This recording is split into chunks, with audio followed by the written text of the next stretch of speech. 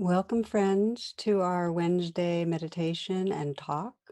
So this is live streaming on my Facebook and YouTube pages and IMCWs as well. We'll begin this evening with a meditation that I led last Saturday at our satsang. So I hope you enjoy.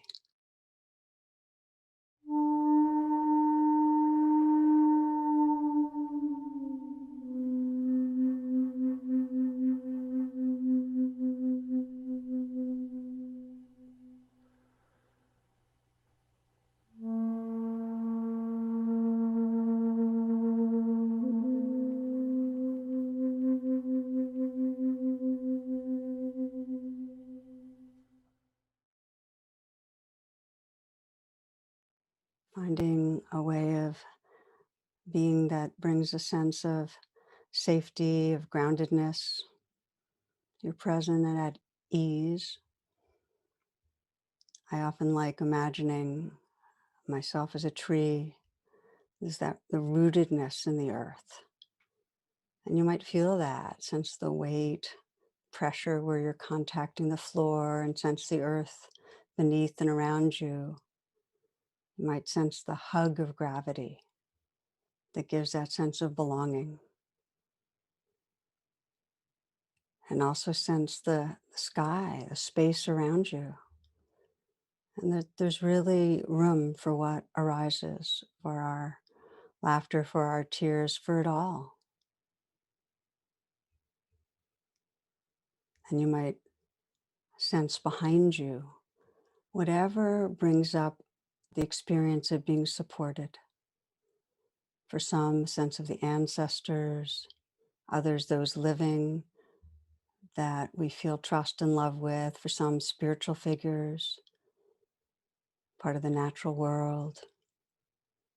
So sense of support from behind and sense in front, Sangha, our community, those gathered to awaken hearts and minds, whether they're here in this moment or that you know they're here in the field. Sensing those four directions and feeling this very body breathing right here and now. And you might lengthen the breath so that if you count to 4 or 5, it's a long, smooth, deep in-breath. Please breathe in. And that same count to 4 or 5 as you exhale slowly. Inhaling slowly and deeply.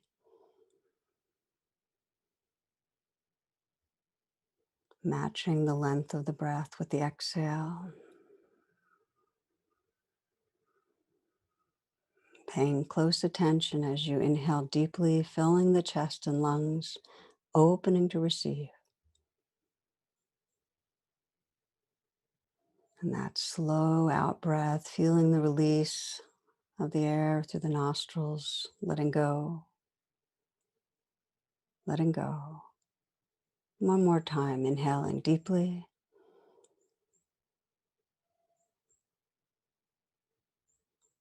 And that slow, even, smooth out breath, letting go, relaxing outward. And letting the breath be in its natural rhythm and shifting to simply observing and feeling the breath as it is.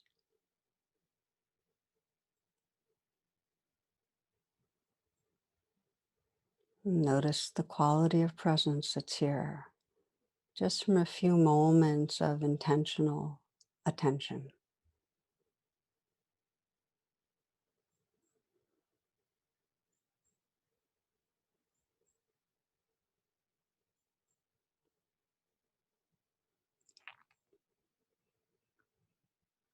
We can deepen that presence, an embodied presence, as we let the awareness scan through the body. You might feel the region of the eyes and let the eyes be soft and the brow smooth. And just notice whatever tingling or vibration or aliveness arises.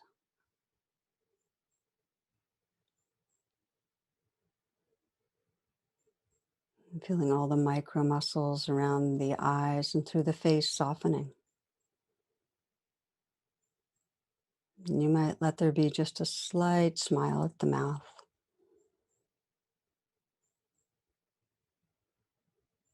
And feel the inside of the mouth. Perhaps the tongue right behind the teeth, the tip of the tongue. Letting the jaw relax. And feeling the tongue fill the lower palate. And receptive presence to the sensations. The tongue, gums, teeth, lips.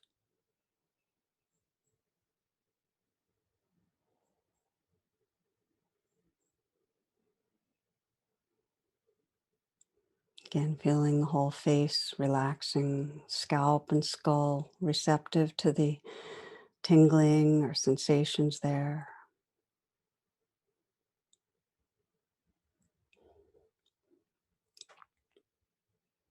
You might let the shoulders relax back and down a little.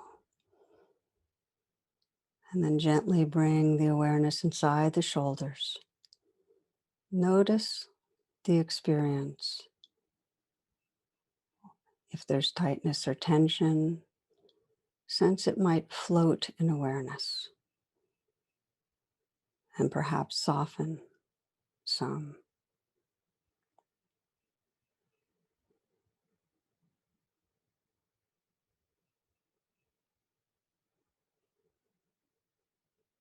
And let the awareness flow down through the arms and into the hands, resting the hands in a very easy, effortless way.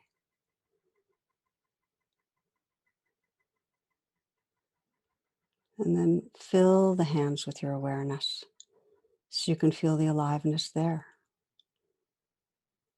And you might soften a little, receiving the sensations now, perhaps tingling or vibrating, warmth or cool.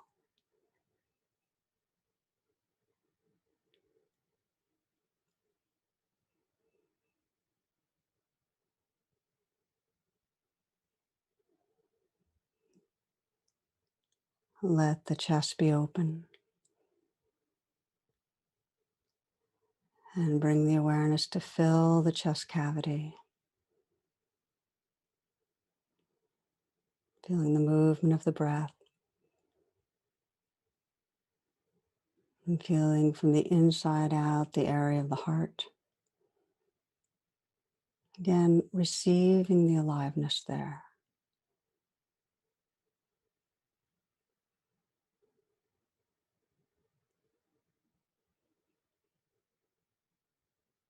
Relaxing the upper back, softening. And softening and relaxing through the mid-back, loosening through the abdominal cavity. So this next breath is received in a softening belly, this breath.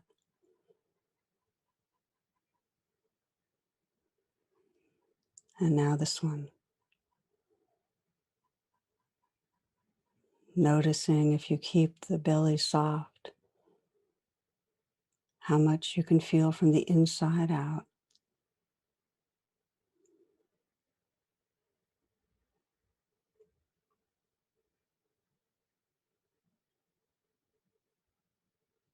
Relaxing the lower back, letting the awareness fill the pelvic region,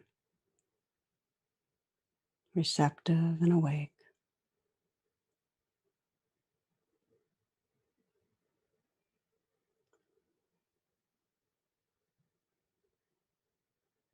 Aware of the legs, the length and volume of the legs. Aware of the feet, places of pressure, warmth, contact. And if you feel from the inside out, the aliveness there.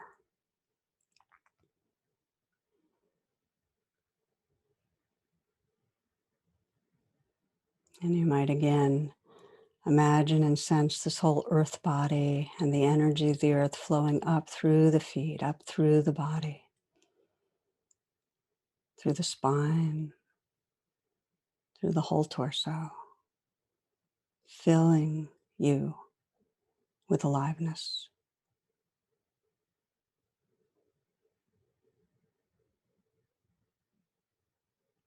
Wide open attention, feeling this whole field of sensation.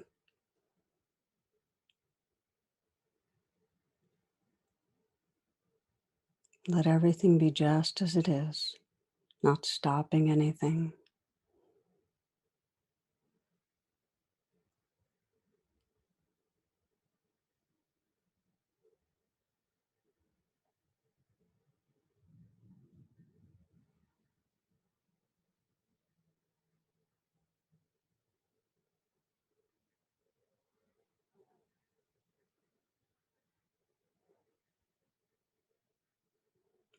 Including the sounds that are around you.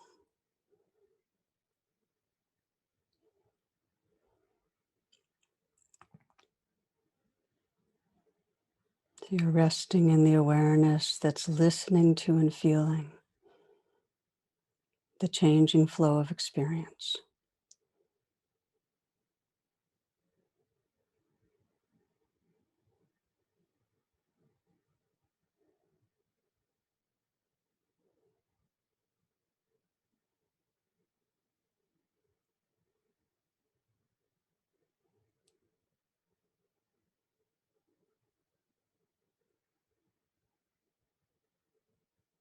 Sounds are known by awareness.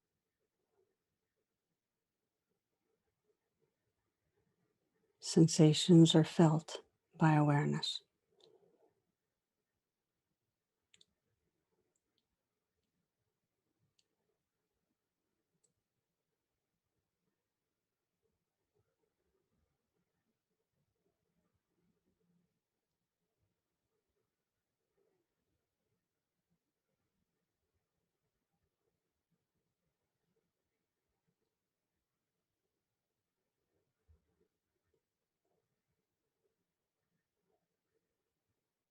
A receptive presence.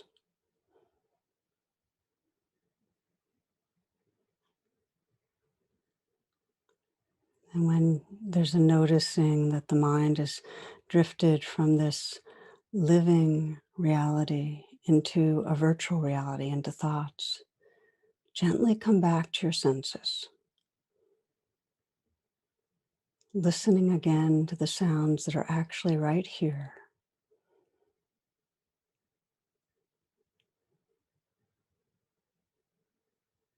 Let them wash through you.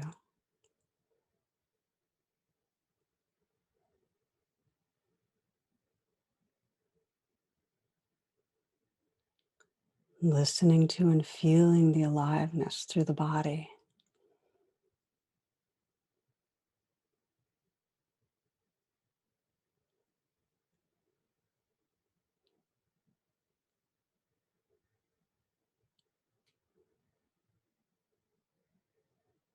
Notice what happens if you let go into this field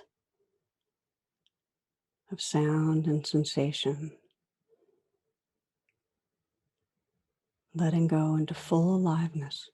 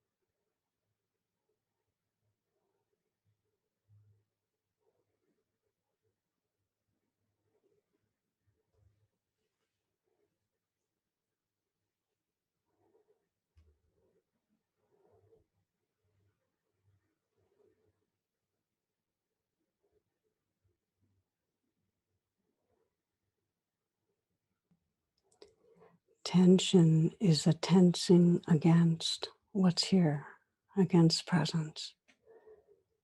You might scan and sense what wants to let go a little more right now.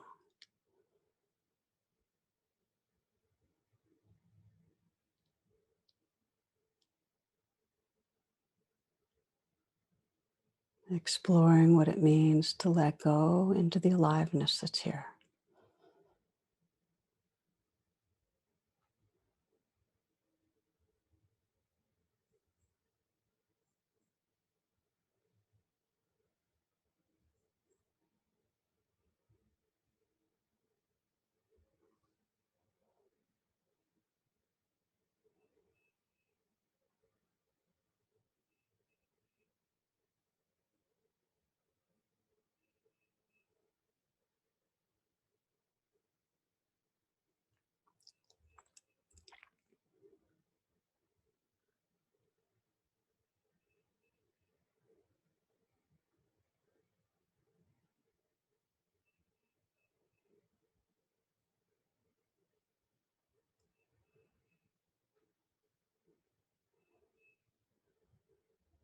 In these last moments, resting in what is,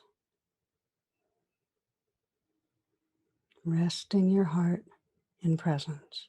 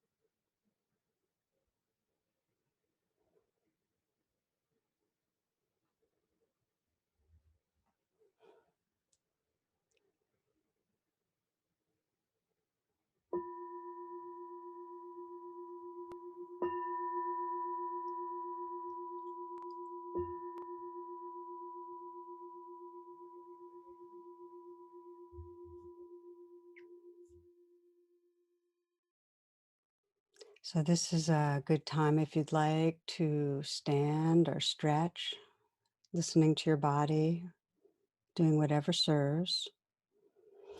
And as you move around, I'll make a few announcements for this upcoming week. And the first is to check my website, tarabrach.com, for my virtual offerings. And I hope you'll join us this coming Saturday for our satsang with question answer. Also, please check imcw.org for live stream offerings, and they're made available by our local DC area teachers. And one that I'll mention coming this Saturday is a day-long workshop led by my husband, Jonathan Faust, and it's entitled Awaken and Listen to the Still Small Voice Within. And it's a day of meditation and inquiry. So IMCW's affinity groups this coming week are for women, vegan, BIPOC, Asian, parents, and teens of color. And finally, as I do say each week, uh, these gatherings are offered freely, and your donations really make a difference for us. And if you can offer $10, great. If you can't, please know you're fully welcome. And if you can offer more, that's wonderful too. So links can be found in the description. Okay, so there'll be a short pause and then we'll begin our talk.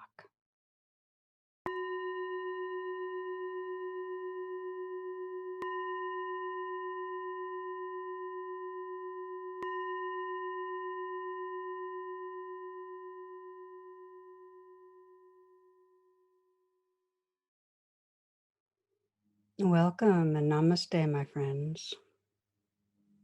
Really good to be with you. This evening's reflections are in honor of Earth Day, which is tomorrow.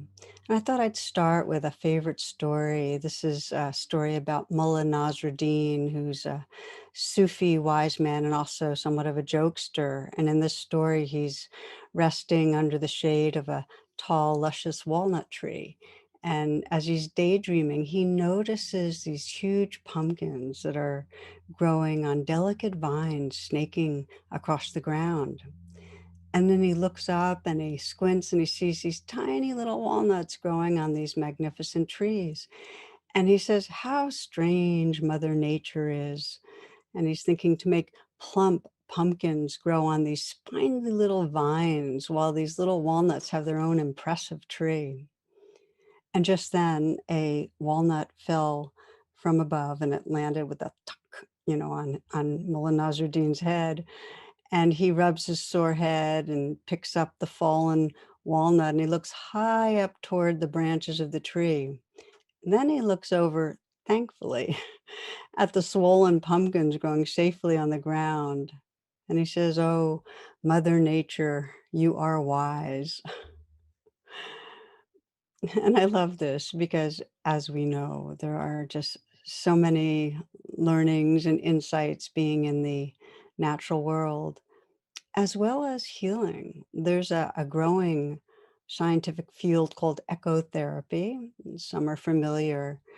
And if you do a review of the literature, National Institute of Health, research is demonstrating the positive impact of nature, whether it's seeing pictures or being outside, on longevity, on medical recovery, pain reduction, PTSD, stress, attention deficit, dementia, anxiety, depression, loneliness, spiritual well-being, nature, being in nature affects relating with others. We become more generous. There's more pro-social behavior. And the research shows that the benefits are not just from time in nature. It has to do with feeling connected to the natural world wherever you are. And that those who feel connected to the natural world have high levels of well-being. And there's also a study from last year that says that feeling our belonging to the natural world leads to pro-environmental behavior. So I'm suspecting, as you're listening, that this all resonates and it's not new. In fact, maybe what's most striking is just how obvious it is, you know, that there's this field now called ecotherapy. And yet, of course, it's like having an aha, realizing, that a zebra is going to be more content with its family in the grasslands and the savannas than in a zoo, and take a creature out of its natural environment and it doesn't flourish. Now, of course, being in natural environments doesn't always work out well for everyone. Another favorite story I'll share is of a posting that national park rangers put up advising hikers in the national parks out west to be alert for bears and to take extra precautions to avoid an encounter. And they advise visitors to wear little bells on their clothes so they make a noise when they're hiking. And visitors should also be carrying pepper spray in case a bear is encountered, and because spraying the pepper into the air irritates the bear's nose, it runs away. And they say it's also a good idea to keep an eye out for fresh bear scat so you have an idea if the bears are in the area. And they say people should be able to recognize the difference between a black bear and a grizzly bear scat. Black bear droppings are smaller and they often contain berries. Grizzly bear droppings tend to contain small bells and smell like pepper. So, as I mentioned, tomorrow is Earth Day, and I've really been reflecting on what wakes up our feeling of belonging to this living web that we're a part of. feeling belonging and feeling our caring, taking care. What wakes that up? So we'll be looking at this this evening. I like the way my friend Wes Nisker puts it, and Wes is a fellow teacher. Uh, he says our primary identity is that of earthling. He says you can feel your earthling nature inside your body, which is composed of all natural earth ingredients. He also says, of course, if we discover life in other galaxies, we might have to become galaxy identified, which would make us Milky Wayans. So, as we know, many of us earthlings have become quite removed from our natural surroundings. Um, Everything living in air regulated environments with artificial lighting. In the United States, people spend an average of 90% of their time indoors. And there's a cluster of reasons that keep us from making at least regular visits to the natural world around us. For some, it's poverty, lack of mobility. For some, it's health. For many, it's the speed of our society, the demands of work and family, our compulsive busyness, even when we don't have to be so busy. It's our internet addiction. You know, there's only two industries that call their customers users, and that's drugs and computers. And as we know, it's not just adults, it's children. Internet reduces engagement in nature. And yet, for most, when we do spend time in natural surroundings, it nourishes us. And I'd like to pause right here and just invite you to reflect a memorable time as recent as it happened where you were outdoors somewhere that was lovely to you and you felt that kind of nourishment. You felt it really be a healing space for you. And it might have been in a park, and it might have been in the woods, it might have been near mountains or streams or rivers or by the sea. But just remind yourself for a moment, perhaps of a place you love, a place you've been to recently.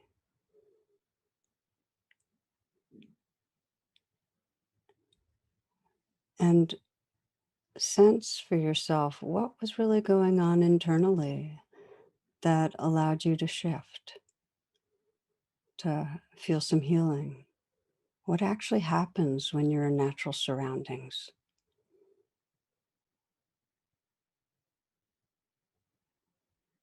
Maybe for some, you're noticing how just quiets the mental stories that create so much anxiety in our life, just quieter, that your senses wake up. Maybe for some, you're remembering, it just brings up a feeling of wonder. I know for myself, there's just increased aliveness, a kind of homecoming with the simplicity of just the elements, what we're made of: earth, water, air, fire. I just feel more a part of the world. So here we are, we belong to this web of life. Nature's not out there, we are nature. And when we forget that belonging, to me, that's kind of the real meaning of leaving the garden, leaving Eden, when we forget that belonging. And not only do we suffer, we become sick animals in certain ways, but out of that severed belonging, we cause harm to the web. And this is what we've been seeing is happening, that through these centuries, especially in recent years, the human race has not only forgotten, but it's caused massive damage. We know that this larger body we belong to, this web of life, it's struggling, it's sick, it's in dis-ease. You know, our air, water is increasingly toxic. As most are aware, we're in what scientists call the sixth extinction, which is predicted to be the most devastating event since the asteroid impacted and wiped out large dinosaurs. And it's hard to fathom. I mean, really, it's really hard to fathom the truth of that, that we're in the sixth extinction, what that really means. I mean, we know that, or we hear that dozens of species are going extinct every day. But can we let that in? I mean, extinct means never to appear again in that particular unique form ever. We know that as many as 30 to 50% of all species are going to be extinct by 2050. Again, never again to exist. Can we take that in? And we know that this extinction, the cataclysm is us, that we're injuring our earth daily, you know, clear cutting vast swaths of trees, creating the wildfires that disturb how this earth breathes.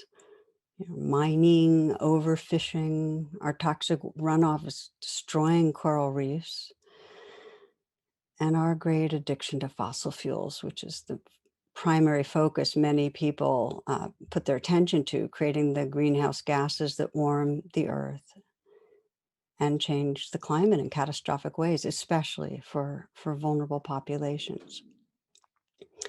And as I say this, we also know it's been an excruciatingly slow response from us humans.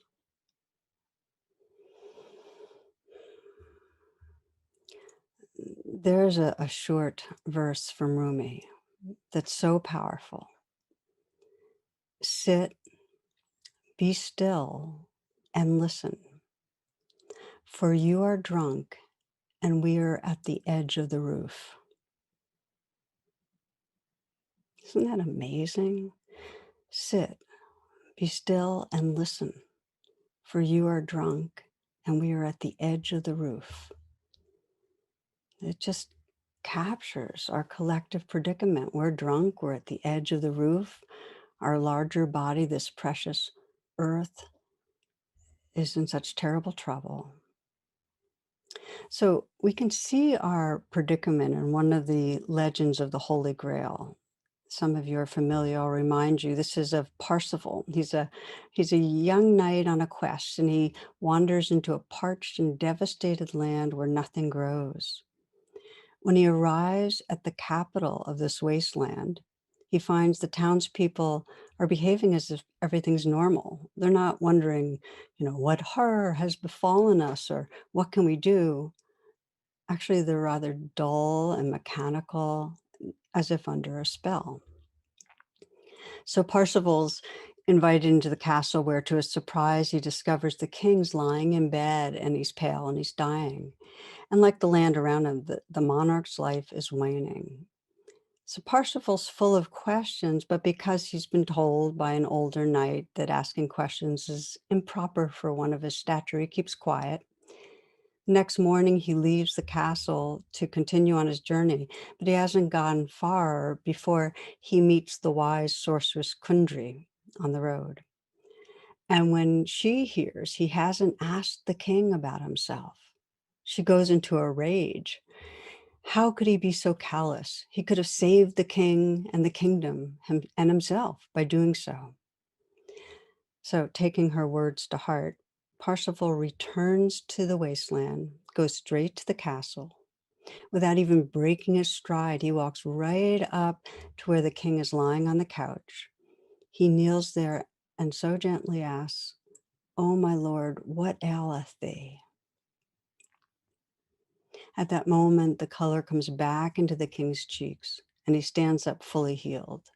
And throughout the kingdom, everything comes back to life. People, newly awakened, they talk with animation, they're laughing and singing together, and they move with vigorous step, and the crops begin to grow, and the grass in the hills starts glowing with a new green of spring.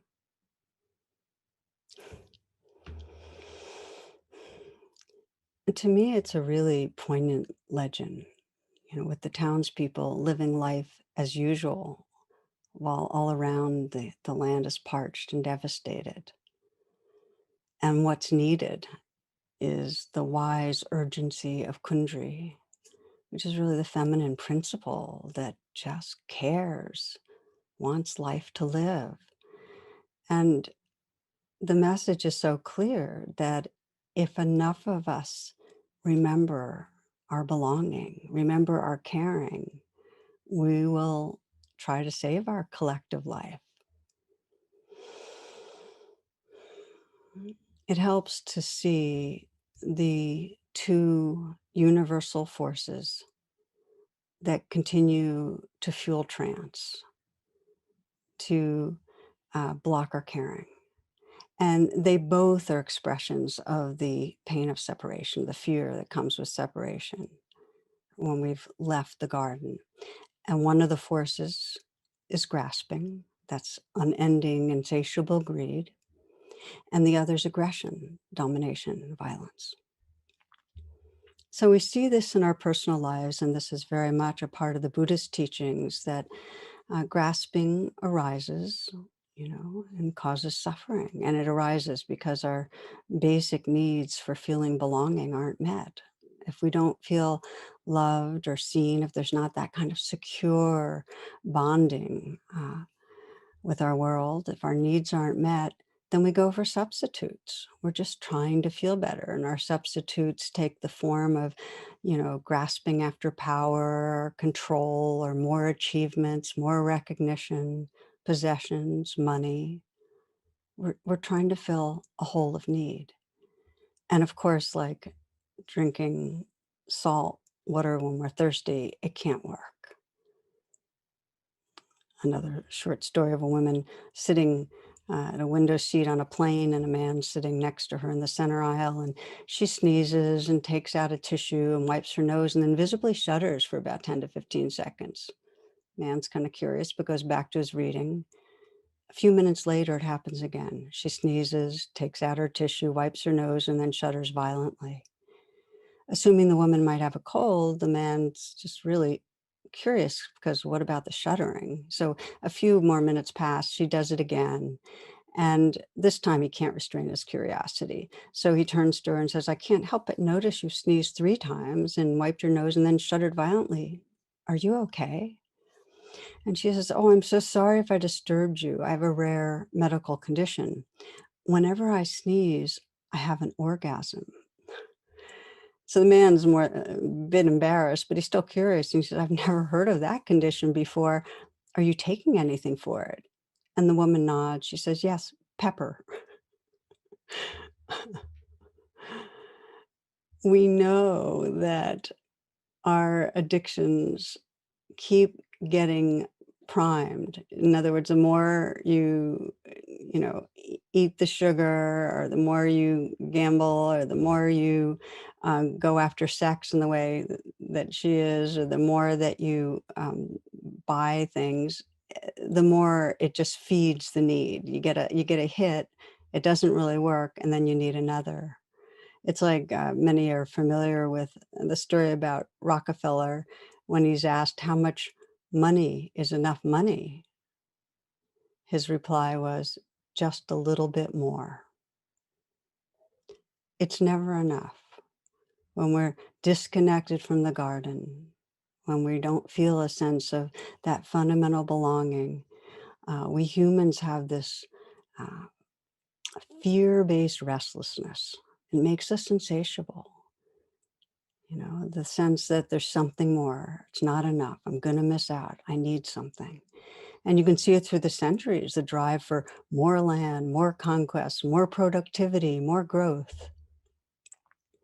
So we know that our greed is depleting Earth's resources, just ruining planetary health. Yet the assumption is we need to keep growing. And this is liberals and conservatives alike, that the value of growing our economic productivity and our consumption. Why? Is bigger better?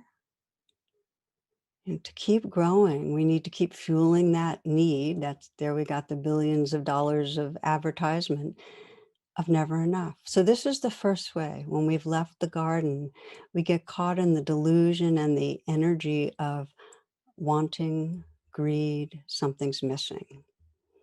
The second big energy, and it's also based on delusion, is aggression, violent domination.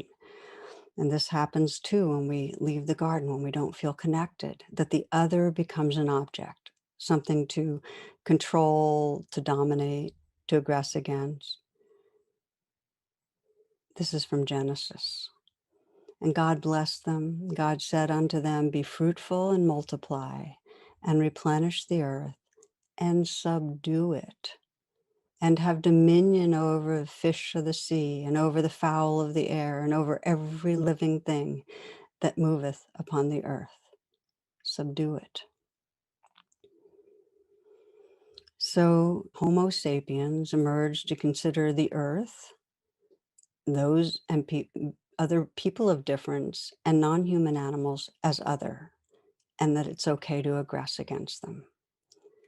And this is a deeply embedded part of our historic narrative.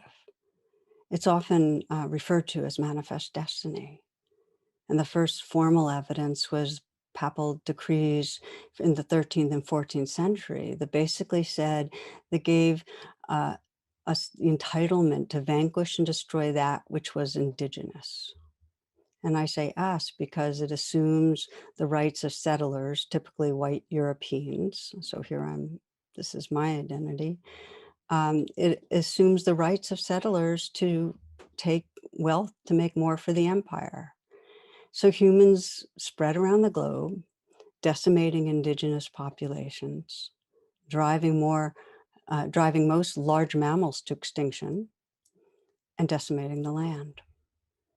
So this is that force of you have the and privilege that is the one that allows for the daily domination of non-dominant people within a culture.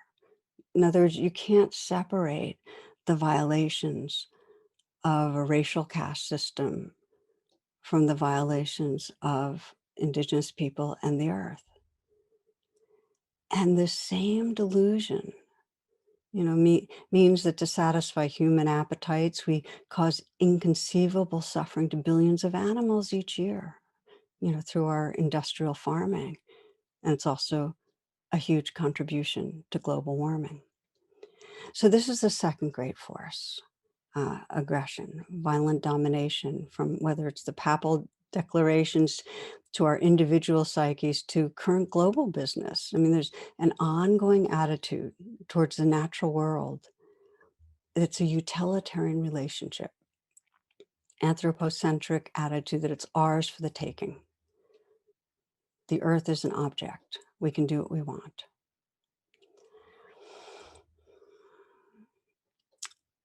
Joanna Macy, many of you have heard of. She's an environmental activist, Buddhist scholar, teacher, also a friend. She writes this, she says, we have been treating Earth as if it is a supply source and sewer, extracting resources, pouring waste into it over and over. How we're violating our larger body Earth is not sustainable. And it destroys all of us. And first, those who are most vulnerable. I mean, the most consuming is the wealthiest countries, yet climate change initially wreaks most havoc parts of the world with a fragile economy and health systems, and people with few resources. I know you were following, as I was, probably, in the United States when Katrina hit Louisiana and Mississippi, or when Hurricane Maria hit Puerto Rico 4 years ago. It was not the wealthy who suffered.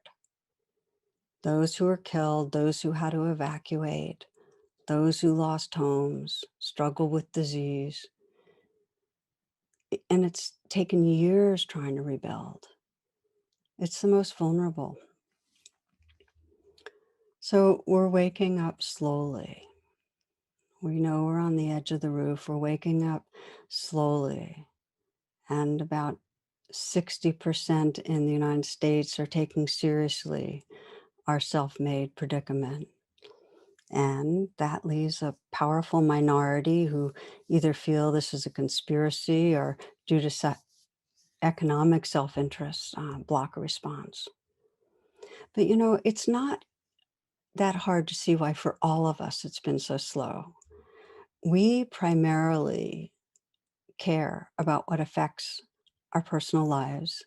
This is our daily focus. And many don't feel the impact of climate change.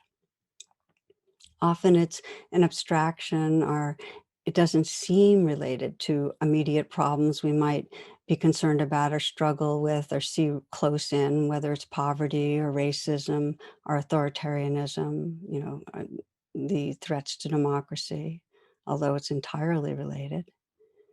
And even those who love nature, very close in, have been caught to some degree in trance and paralyzed in responding to our growing wasteland. And there are several reasons. I mean, one is the kind of lobster in the heating pot one, which is it's gradual, so it's not directly registering day to day, but that's changing because there's so much science. It's so frighteningly immediate. Another is not wanting to stand out, uncomfortable talking about it, engaging in activity. But a big one is it's so upsetting to think about. I mean, if we really let ourselves think about it, and there can be this sense of powerlessness and despair, that what we can do is not going to make a difference. It feels so big. So we close down and just go on with life as usual, like the townspeople. Again, I'd like to read you from Joanna Macy. There is so much going on in our world today that makes us want to close down and not see and not hear. It's easy to shut down in the face of suffering, but I think that's the greatest danger of our time. The greatest peril is not nuclear war weapons, not climate change, not the impoverishment of more than a half of the world's population. The greatest danger is the deadening of our hearts and minds. It arises not from indifference, but from fear. We fear we might be shattered by pain or stuck in despair forever. So this is what keeps us in that spell in the face of the wasteland. And so our inquiry, friends, this is the last part of this talk, is what really does deepen our sense of belonging, a felt sense of belonging to this living world. What awakens our courage and caring so that each in our own way are truly part of the healing. And really the ground level is the practices you're doing of mindfulness, and in particular, mindfulness of the body. Without being awake in our bodies, we can't feel how our bodies belong to this earth. And we can't feel out of that our sense of love and connection. So meditations that help you reconnect with your own earthling body really make a difference. You can just pause here and take a moment to let your attention go inward. And you might just feel your body breathing, knowing that all bodies, all forms breathe in some way. Feel connecting to the air. Feel that oxygen that you're bringing in is feeding every cell, that your life depends on it.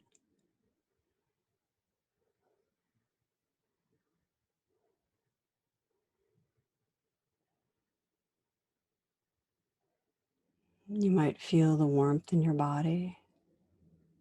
This is the element of fire, the sun, the stars.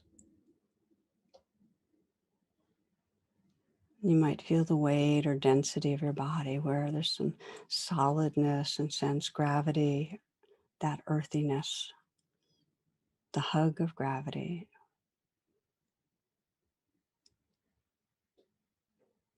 And if you listen inwardly, more deeply, just feel the movement of energy.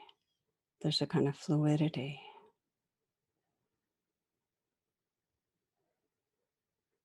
From my friend Wes Nisker, he says, just rub your upper and lower teeth together for a moment.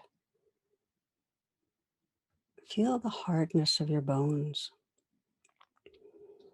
They're made out of minerals found in the earth, calcium, magnesium, sodium, potassium, all mysteriously molded together into your skeleton.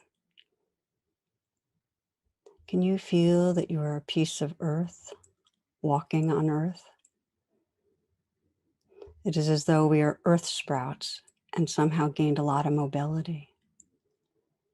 Meanwhile, about 75% of your body's liquid. And most of that liquid has the same chemical consistency as the oceans. You literally sweat and cry seawater. It's as if the ocean splashed up on shore and eventually walked away.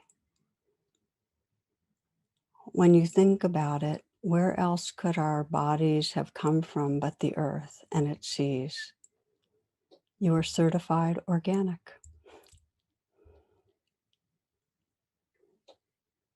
So feeling this living, breathing body, just like other forms of life, dogs, snakes, plants, from the earth. Listening deeply, your body will connect you back to earth, to pure aliveness. And you can continue to meditate, or if you'd, with your eyes closed, if your eyes are closed, or open them. Your heart will connect you to if you deepen attention when you're in natural surroundings. In the most basic way, if you want to practice formally, you can just find a spot in nature and sit or stand, but become still and open each of your senses. Really seeing the forms and colors, listening to the sounds, smelling what's here, feeling the breeze or whatever, the air on your skin. Open your senses, and with interest and receptivity, just take it all in, this mysterious changing world. And if you sense beauty, you might say thank you, because just expressing that gratitude will tenderize you, help you become more a part of what you love. And then there are several, what I think of as nature metta meditations. Metta is loving kindness. They're heart reflections in nature that can bring alive belonging. And I'll share for you the way one of them came up for me. You might remember, I think I shared this a few years ago.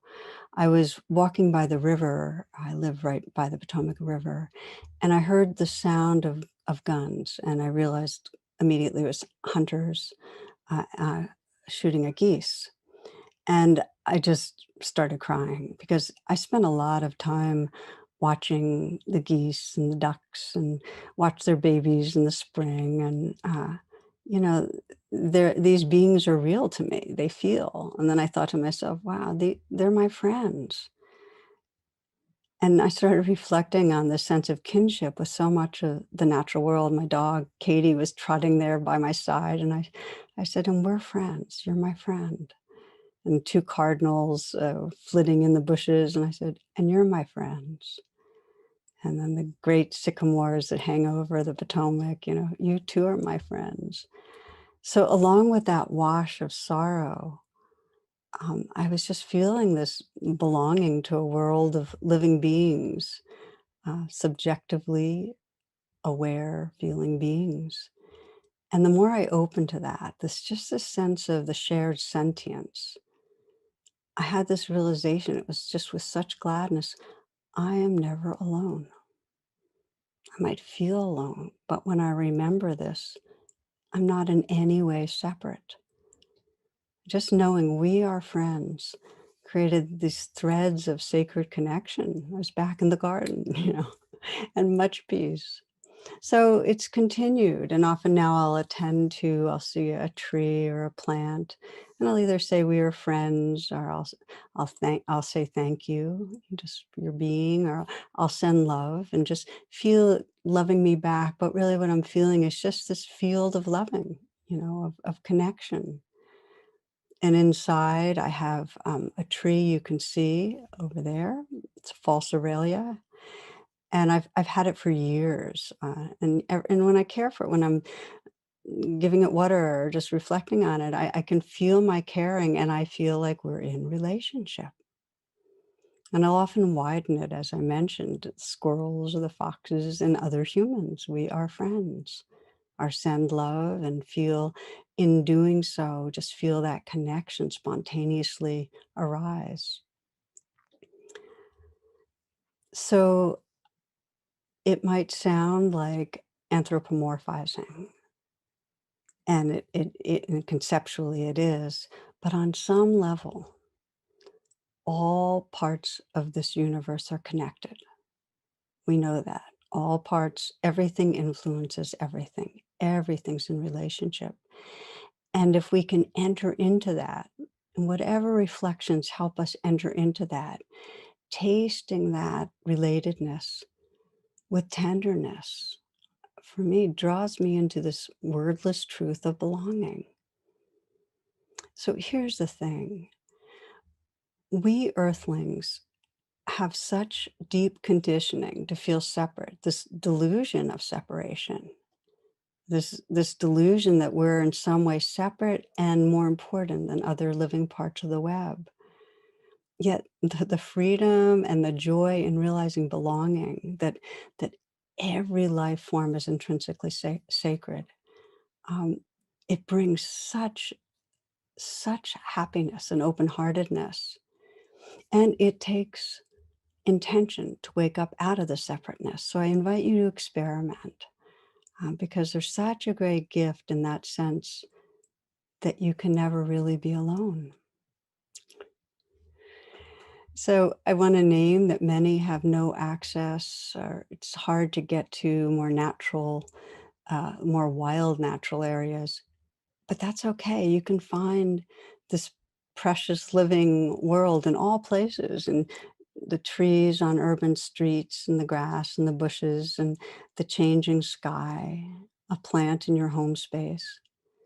You can awaken to that realization of loving connection, um, of returning to the garden.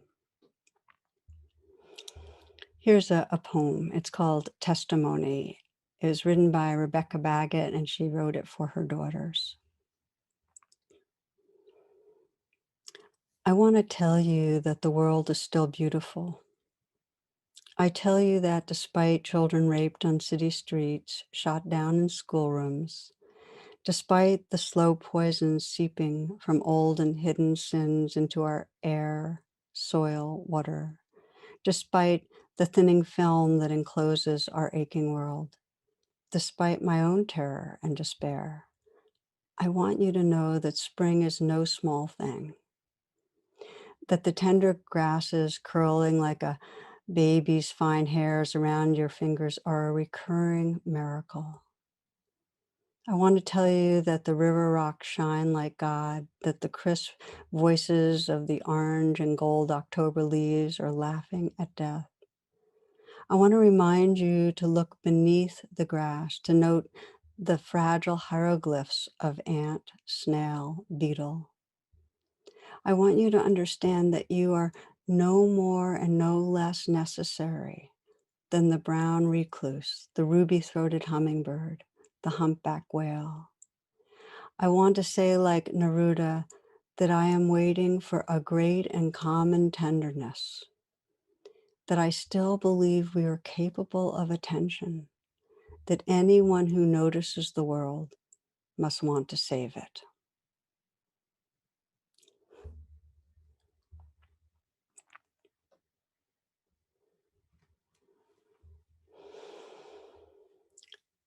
In this reflection together this evening, I'm not really going into the activities that save the world. There's so many wonderful guides and ways that we can individually reduce our carbon footprint, and ways that we can focus on systemic change, giving our time, our financial support, our political support. What we know is this, that our earth, as we're earthlings, and our earth needs us to take care. Um, and as with any activism, I found this for myself over and over, it's most energizing, sustaining, inspiring to do with others, to hold hands and act together. And it's happening. There's growing numbers of beings all over, young people, business leaders, people waking up and caring all over the world.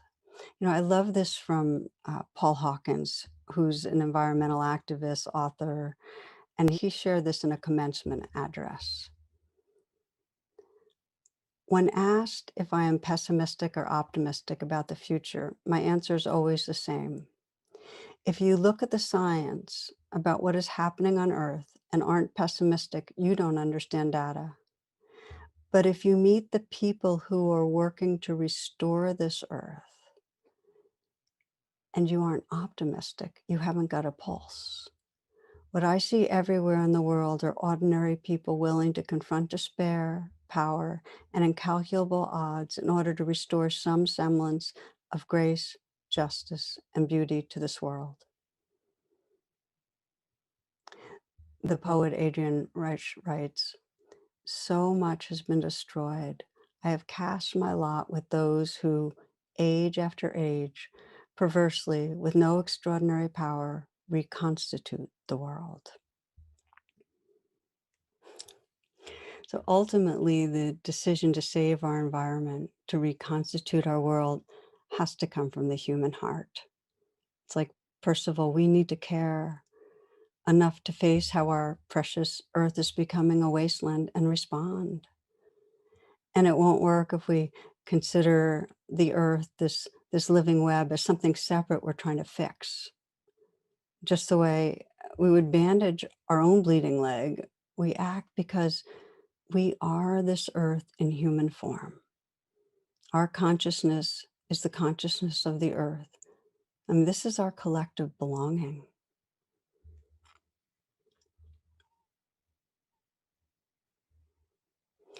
I sometimes think to myself, what would this world be like if there were no trees?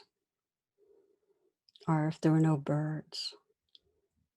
Or no fish? Or dogs?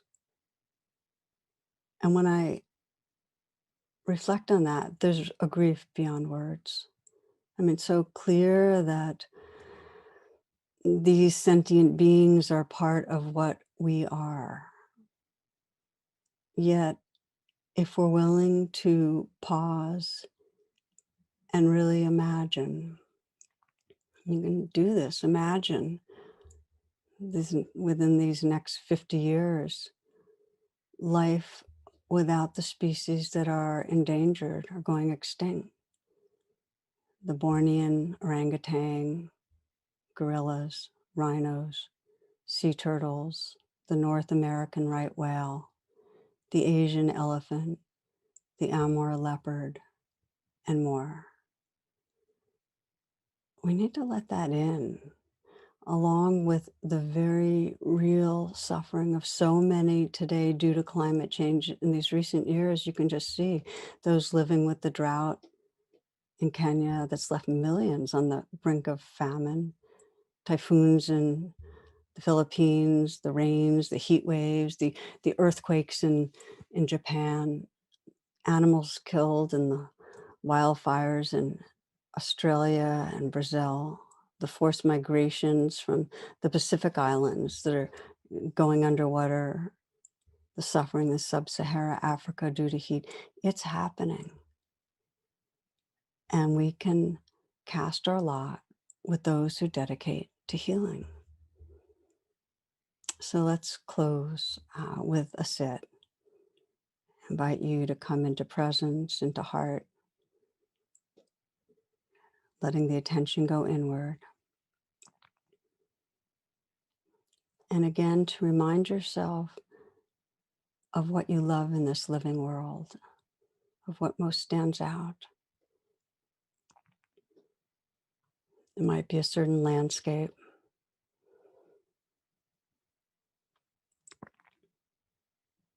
It might be an animal,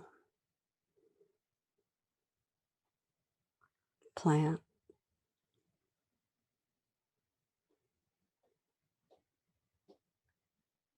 the winds, the sound of rain, the seasons.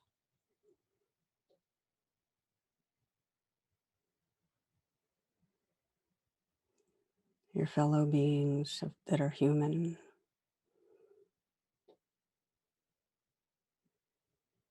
And just let yourself feel that loving. Let yourself feel that loving for what brings up the mystery, the wonder.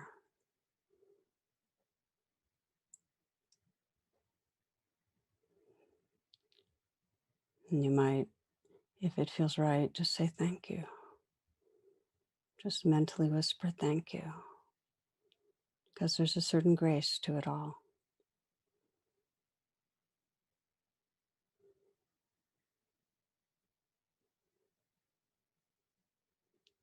You might sense for tomorrow, Earth Day, if there's some way you might want to express your care for our Earth. It may be just taking a few moments outside, communing with some part of this natural world. It may be prayer, words, action.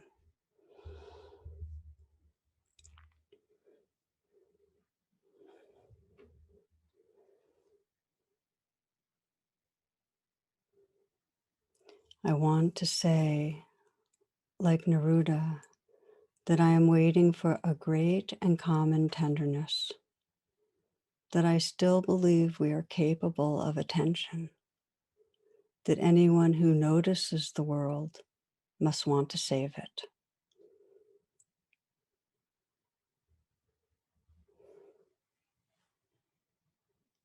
And thank you, my friends, for your kind attention. Just feeling how we're in this together. Blessings.